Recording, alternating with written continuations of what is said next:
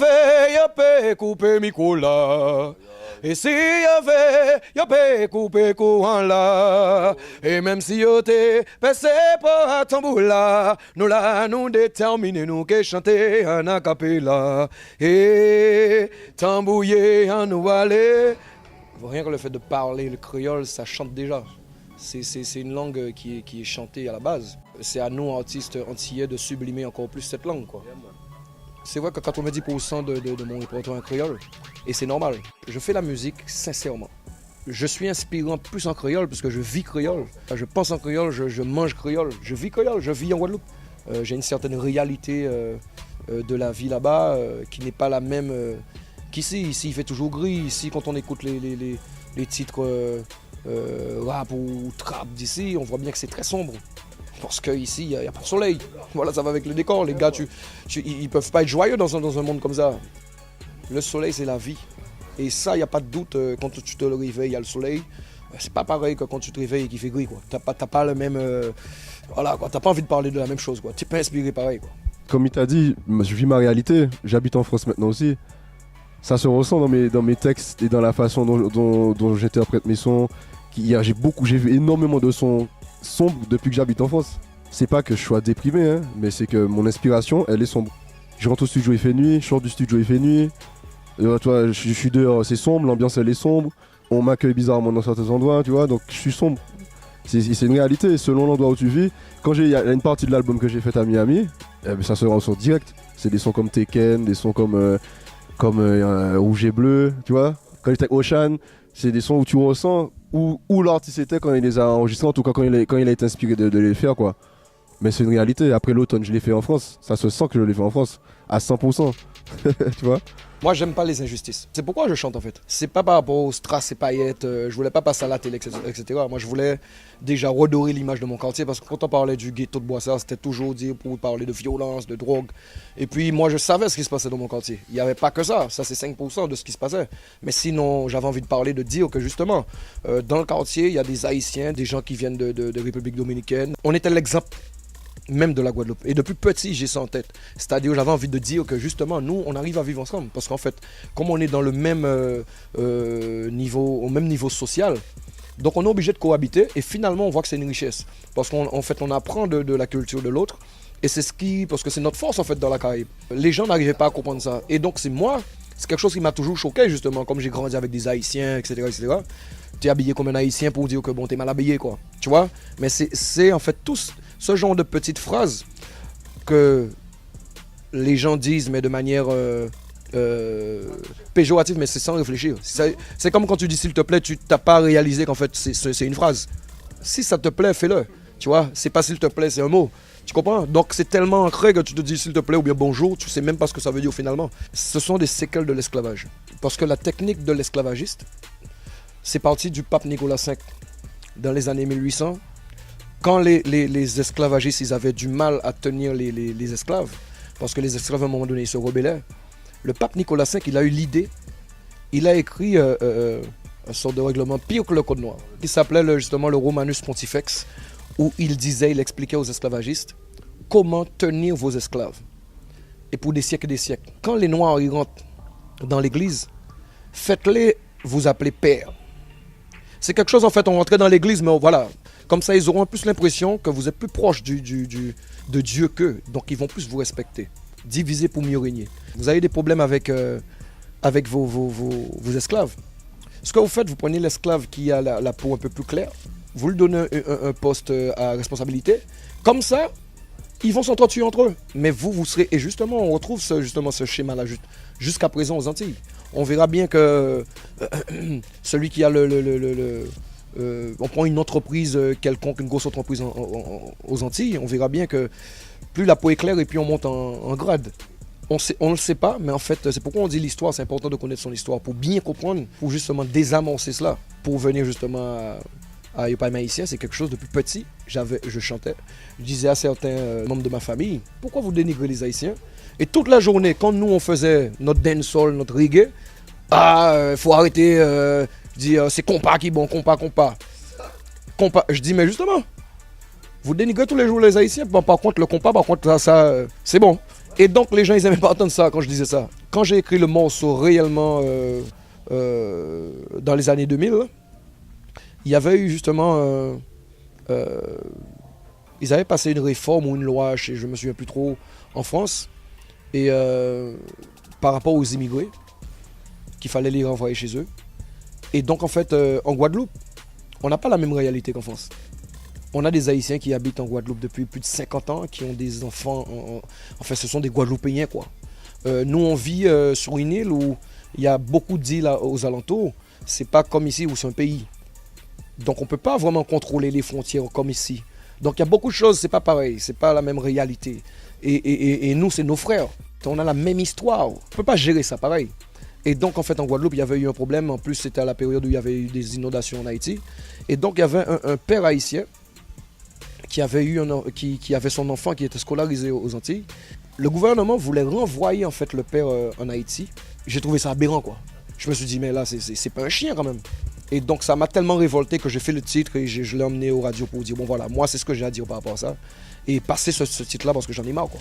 Ça fait trop longtemps que ça dure, etc. Quand t'es antillais, t'es souvent traité de blédard par d'autres noirs qui sont pas forcément antillais. Donc c'est une ambiance, c'est un genre de mal-être où je me disais, ben en fait, ils ont peur de nous quoi. Donc pourquoi nous traiter comme ça et nous traiter de tous les noms alors qu'en vrai, tu vois, ça revient au même quoi. Parce que soit tu n'aimes pas, soit tu as peur, mais je pense plus qu'ils ont peur parce qu'ils connaissent la puissance. J'ai fait ce que mon cœur me disait de faire. Hein. Après, j'ai réalisé l'impact quand j'ai vu la réaction des gens et de toutes les générations confondues, et surtout des gens qui habitaient en France depuis des années, comme mon père ou mes certains cousins. J'ai vu que ça leur parlait comme si c'était le haut-parleur qu'ils n'ont jamais eu, quoi. Et c'est des trucs que je ressentais en France, de la part de certaines communautés, mais aussi de certains, on peut le dire, de certains noirs. Ben, j'ai toujours eu envie de faire de la musique mon métier. Donc à un moment, je me suis dit, j'ai un choix à faire. Si je veux qu'on me respecte en tant qu'artiste, je peux pas tout mélanger. De toute façon, même les mecs qui sont ancrés dans la rue, les badman, ils te disent, t'as un choix à faire. Tu peux pas être artiste et badman ou voyou. Et c'est soit tu choisis un truc, tu prends le micro et tu fais passer des messages, qu'ils soient conscients ou même des sons festifs, ou t'es dans la street et voilà. Mais tu peux pas vivre les deux choses en même temps. Je me suis dit, faut que les gens me respectent quoi, pour ce que je suis, c'est-à-dire un artiste quoi. Même avant d'avoir l'âge où je pouvais aller en son de système, j'avais déjà cet amour des sons classiques, des sons qui sonnent comme la terre quoi. C'est-à-dire les gros bogoles, les basses classiques, tout, ça c'est ce qui me rendait fou dans ma chambre quoi. Et ces trucs là c'est éternel, tu peux réadapter ça au fil des années, et c'est tout le temps. Tempo, martial art rhythm, c'est des trucs que j'ai toujours aimé. Et quand j'ai eu accès à ça, que j'ai rencontré des mecs qui pouvaient me rejouer des trucs comme ça, j'ai sauté dessus direct. C'est là que j'ai fait les sons comme Arrête ton film, comme Sound System. C'est de là que j'ai puisé cette inspiration là. Tu sais, tout à l'heure tu parlais d'ignorance. Il y a beaucoup de personnes qui sont restées dans les années 90 quoi. C'est-à-dire que quand on signe un artiste, que c'est clair qu'il aurait changé de créneau, qu'il aurait changé de langue, qu'il ferait plus le même genre de son. S'il faisait du hardcore, il n'en fera plus jamais. Donc je l'ai répété pour que les gens le comprennent bien quoi. Les gens qui savent pas comment ça se passe en 2016. Si un artiste décide de signer en maison de disque et qui fera pas ce qu'on appelle des sons chewing-gum, il le fera pas. Il y a personne qui t'oblige à le faire. Hein. C'est un choix que l'artiste fait lui-même. Et c'est pour ça que je le rabâche souvent, pour que les gens voient bien que déjà il le voit bien, mais je le dis encore plus, j'appuie pour qu'il n'y ait pas d'amalgame quoi. C'est quelque chose de voulu. C'est pour ça que je parle. Je fais beaucoup de sons. Il tourne pas sa veste. Mon premier single est en créole. C'est pour qu'on se rappelle bien parce que les mots restent, tu vois. Et ce que j'ai appris avec Capitol, c'est qu'ils m'ont dit justement, si on t'a signé, c'est pour que tu restes comme tu es, mais juste que tu développes quoi. Et que d'autres personnes t'entendent.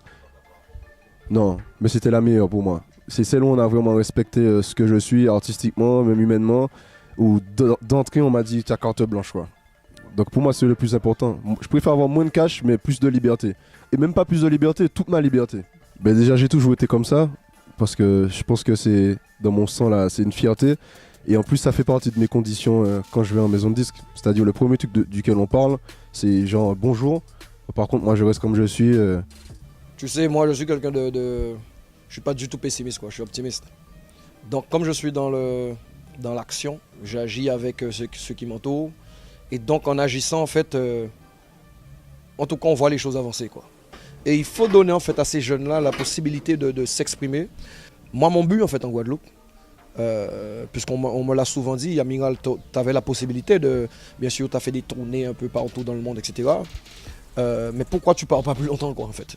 Et moi, comme j'ai toujours dit, même à mes musiciens, moi, j'aime être présent chez moi, quoi. Parce que de partir trop longtemps, c'est ne pas savoir ce qui se passe chez toi. Et moi, je veux aider mon pays, en fait. Aider mes enfants ils grandissent en Guadeloupe. Aider mes proches. Et à changer, justement, cette image. Et donner cette envie, justement, à cette jeunesse d'aller plus loin, de viser la lune, quoi. Tout est possible dans une vie. Aujourd'hui, moi, j'ai grandi sur un ghetto. Aujourd'hui, je voyage dans tous les pays. Je fais ma musique, je fais ce que j'aime. Et c'est possible pour tout le monde. Même si on vient d'une petite île. En restant positif comme ça et en travaillant surtout, parce qu'il ne suffit pas d'être positif, il faut aussi faire les choses, quoi. En restant là, en parlant, oui, on est positif, oui, mais ça ne sert à rien. Il faut faire les choses, il faut se donner les moyens, il faut souffrir parce que c'est ça, on n'a pas le choix. Pendant qu'on est jeune, mon père m'a toujours dit, c'est pas à 70 ans que tu vas commencer à faire certaines choses. C'est maintenant. Même si tu échoues, c'est pas grave. Tout le monde échoue, mais l'important c'est de faire. Tu échoues aujourd'hui, tu sais que bon voilà, tu as fait ça comme ça, c'est bon, ou tu as mal fait ou bien bon, faut faire autre chose. Mais au moins, on avance, quoi. Tu vois, aujourd'hui, moi ma fierté aujourd'hui quand je regarde Kalash aujourd'hui, c'est pourquoi je disais sur la scène, pour moi c'est un plaisir, c'est toujours un plaisir de monter sur scène. Mais aujourd'hui pour moi c'était spécial. C'est la première fois concrètement en fait, on est sur la même scène, mais en tant qu'artiste, leader, voilà, séparés vraiment, mais voilà, en plus en live et tête d'affiche, quoi. C'est-à-dire, je sais que les gens qui sont là, ils sont vraiment venus voir Kalash, ils sont venus voir Admiralty et ils sont venus voir Anthony B. Ce qui se passe aujourd'hui, même pour son album, même au niveau de tout ce dont tu parlais là, c'est une grosse évolution. C'est une certaine fierté aussi. Parce que moi, je suis pas vieux, je suis toujours jeune. Mais il est plus jeune que moi, quoi, tu vois. Donc voilà, donc j'ai commencé très jeune. Tu vois, donc c'est important qu'en fait, plus jeune que soi, voilà, continue le travail. Et, voilà, c'est très important parce que moi, les gens me respectent. Ils connaissent mon parcours, mais ça a toujours plus d'impact qu'un jeune de 26 ans parle aux jeunes de 26 ans. Moi, je l'ai toujours dit. C'est-à-dire qu'à un moment donné, les jeunes de 15 ans, il faut qu'ils parlent aux jeunes de 15 ans. On a besoin de jeunes de 15 ans aussi qui soient comme nous. Tu comprends? Parce qu'eux, ils ont le truc des jeunes de 15 ans. Et ils se reconnaissent dans ces jeunes de 15 ans aussi. C'est très important. Et donc, c'est pourquoi, pour moi, c'est une certaine fierté. Donc, je me dis, voilà, on ne fait pas ça pour rien, quoi. On fait pas ça pour rien. Il y a un truc à comprendre dans la musique, parce qu'à chaque fois qu'il y a un nouveau style qui arrive, tu as toute une jeunesse qui ressent quelque chose et qui partage, voilà, qui ont un feeling justement avec cette musique. Il faut te poser les bonnes questions. Qu'est-ce qu'il y a dans cette musique qui fait vibrer comme ça cette jeunesse? Il y a toujours quelque chose de bon. C'est-à-dire d'avoir l'humilité justement d'essayer de comprendre. Il y a des choses qu'on ne comprend pas. Dernièrement, je disais ça à Kevin. Sur son album, il y a beaucoup de titres que j'aime. Mais le titre, quand l'album est sorti, voilà. Quand l'album est sorti, j'ai vu qu'en fait, j'écoutais l'album avec les gens qui étaient autour de moi. Et les femmes, tout de suite, elles ont dit « Ah ouais, Tekken, ah ouais, c'est le titre numéro... » Je dis « Tekken. Tekken. » Le nombre de titres qu'il y a, ils me disent « Ah, c'est Tekken, Tekken, Tekken. » Je dis « Vous êtes sûr? Tekken, Tekken, Tekken. » Je dis « Ah bon, d'accord. » L'album sort, je vois que tout le monde sur Internet, Tekken, Tekken. J'ai dit à Kevin, tu vois, je t'aurais jamais dit de pousser Tekken, moi. Tu vois le dire? Yeah. Et tu vois, c'est ça, il faut avoir l'humilité de se dire que la musique, il n'y a pas de... On comprend, tu sais, la musique, c'est quelque chose...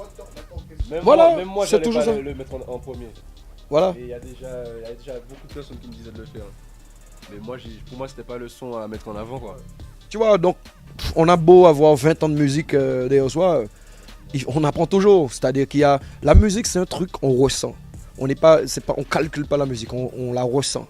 Il y a des choses, tu entends, tu dis, waouh, tout le monde aime cette musique-là, c'est moi qui ai un problème, quoi. Il faut que je comprenne pourquoi tout le monde aime cette musique-là, tu vois. Et après, on comprend, hein, on comprend. Quand on a cette humilité-là de réfléchir, et puis on se dit, ouais, c'est ce qui est beau dans la musique, en fait. On est toujours comme des bébés, en fait, devant la musique. Hein. Passer du rire au larmes, la comédie au mélodrame, mesurer ma vie en lutte, sous-peser ma vie en grammes, dans le bon ou mauvais trip, j'ai jamais mis de limite, à en finir à l'hosto ou passer la nuit chez les Schmitt. J'ai joué ma vie au poker, j'ai vu les flammes de l'enfer, mais pourtant j'avais froid comme le soleil en hiver. je racontais ma vie à un psy, il aurait besoin d'aller voir un psy jusqu'à la mort. J'ai même failli voir ce qu'il y avait après, car c'est bien là qu'elle voulait m'emmener. C'est clair et net, ASRock c'était quelqu'un de vrai. C'est-à-dire, tu pouvais aller n'importe où avec ASRock. Tu sais que si quelque chose se passe, vous allez mourir là à deux, quoi. Il va pas te laisser tomber, c'est quelqu'un de fiable. Et moi, c'est des gens comme ça qu'il y a autour de moi. C'est des gens sur lesquels je peux compter. Je peux leur donner mon dos, quoi. Tu vois, il n'y a aucune galère. Et en plus, artistiquement, même si on vient d'horizons différents, ASRock, il avait déjà ce que j'aimais dans la musique quand j'ai rencontré, c'est l'amour des classiques, quoi. Des gros rythmes qu'on a dans le studio. On écoutait des gros Johnny Osbourne, des gros Bounty Killer. Dans sa voiture, j'écoute Aznavour avec lui et Cabrel. Et c'était un amour de la musique, quoi. J'ai un peu de mal à dire c'était parce que c'est encore frais pour moi, tu vois. ASRock, ouais, je garde un très bon souvenir et j'espère que de là où il est mieux, quoi. Tout le monde on a tous une façon de réfléchir, on a tous même des défauts, on a tous des défauts, on a tous nos trucs, mais on a besoin de gens sincères, quoi. Tu vois, qu'on voit dans les yeux que quand on se check, il n'y a pas d'histoire de fake, de faux, où on dit des choses, c'est juste pour autant ne pas parler plutôt que de dire les choses pour dire les choses, voilà. On parle sincèrement, on parle avec le cœur, et ASRock c'est un gars comme ça. ASRock, je me souviens, quand je suis venu dans le premier concert à la Bellevilloise, de Kalash, ASRock il était là. Eh ben moi ça faisait des années que je l'avais pas vu, moi. Tu vois, parce que c'est un gars que j'ai toujours croisé. Toujours à des Milan, toujours le même gars. Moi j'ai dit putain mais t'as pas changé, quoi. Tu vois, il est toujours content de te voir, tu vois, c'est un gars, il est vrai, tu vois. Et ça, c'est important, surtout des grands en plus, comme ASRock, les anciens, quoi, tu vois, parce que ça donne la force aussi aux jeunes, ceux qui arrivent, ils voient que l'humilité, là, il n'y a pas de frustration aussi, parce que ça aussi, des fois, ils ne comprennent pas ça, il y a certains qui ne comprennent pas ça. C'est pas à nous, aux anciens, ceux qui étaient là avant nous, d'être frustrés, d'inculquer ce côté. Non, c'est à eux d'avoir la sagesse, l'humilité, et de justement inculquer ça aux jeunes, quoi. Tu vois, je veux dire, parce que si eux, ils sont pas humbles, comment tu veux que les plus jeunes qui soient humbles, qui soient sages? Tête de pierre.